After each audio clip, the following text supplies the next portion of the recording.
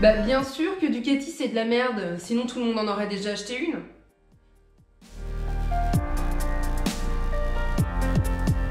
Salut tout le monde, j'espère que vous allez bien. Je suis très contente de vous retrouver pour cette vidéo qui, je pense, va faire beaucoup parler. Donc c'est très bien, c'est ce qu'il faut. De toute façon, Ducati a toujours fait parler, alors ça serait dommage qu'on arrête là. Ducati, c'est de la merde. Alors je vous arrête tout de suite. Je vais être très neutre dans mes explications, malgré mon implication pour la marque. Je vais faire plaisir à personne. Je vais seulement vous donner tous les éléments que je possède pour que vous sachiez tout. Alors, pour moi, il y a deux types de Ducatistes. Grosso merdo. Hein.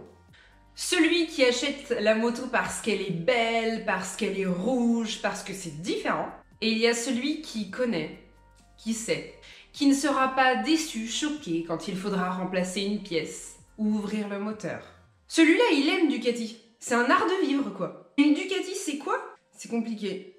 Quand on achète une moto pour faire des bornes sans se poser de questions, qu'elle doit démarrer et pas faire chier, alors on n'achète pas une Ducati. Quand on veut de la vie, des sensations, qu'il se passe un truc quoi, on achète une Ducati.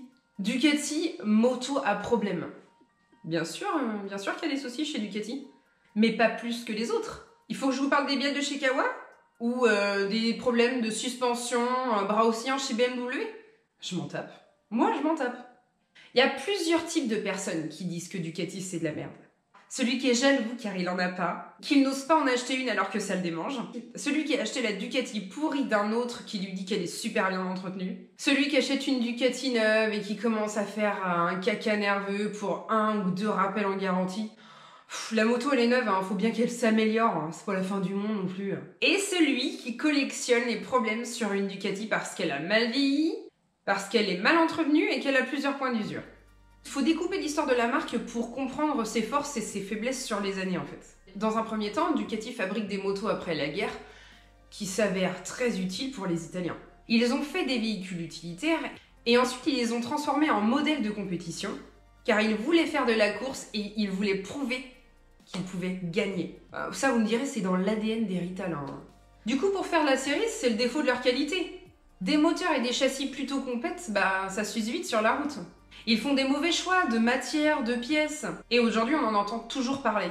Ducati sera racheté un bon nombre de fois. Et c'est surtout TPG, un fonds d'investissement américain, qui va changer la donne. En voulant faire augmenter le nombre de Ducati vendus. Donc il fallait absolument gommer les fragilités. Les motos sont plus fiables et le marché Ducati explose. Maintenant, Ducati a ses mauvais côtés, hein, c'est sûr.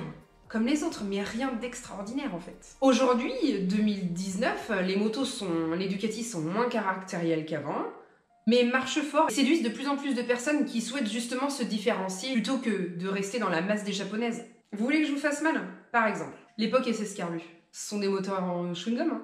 Il n'y a pas un revêtement cylindre qui tient, pas un guide de soupape ne finit pas par s'ovaliser. Les basculeurs des 4 soupapes type 916, 748, 996 bougeons encore des SS Carbu.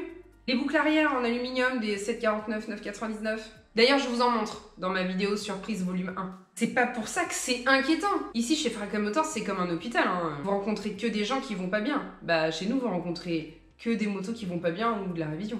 Et alors, on n'en parle pas des couilles qu'il y a dans les autres marques.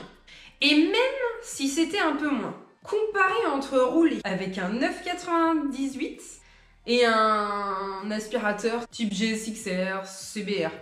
On est à 90 avec chacune. Mais par contre, il y a un max de virolo. C'est avec laquelle qu'on prend un plaisir de folie. Bon, ok, je suis plus neutre du tout là. Mais en même temps, c'est bientôt la fin. Il vous faut bien mon avis quand même. Je pourrais aussi vous vendre chacune des sensations que nous apporte la marque. Mais moi, perso, j'ai rien à prouver. C'est très bien qu'il y ait des gens qui aiment les Ducati, et c'est très bien qu'il y ait des gens qui aiment les japonaises. C'est très bien, il en faut pour tous les goûts, moi je trouve ça très bien. Pour ceux qui ne sont pas Ducatistes, venez voir.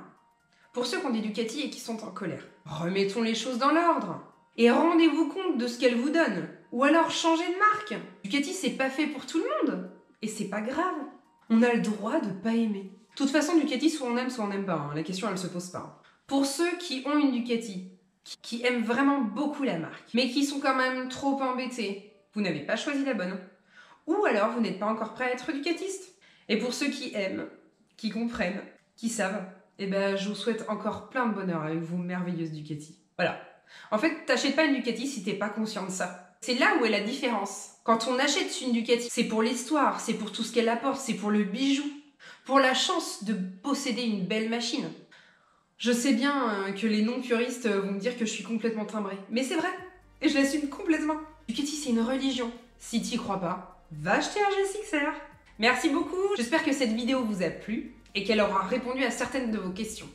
N'hésitez pas à me laisser un commentaire, me poser des questions, il n'y a pas de problème, je suis là pour ça. Je vous dis à très bientôt.